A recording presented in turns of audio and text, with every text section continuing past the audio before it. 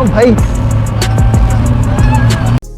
क्या होगा जब ट्रक वर्सेस जेसीबी का मुकाबला होगा तो कौन जीतेगा। तो ये चीज़ हम आज करने वाले हैं। हम जेसीबी और ट्रक को रस्सी से बांध देंगे, उसका देखेंगे कि कौन जीतेगा। तो चलो अब हम आगे बढ़ते हैं।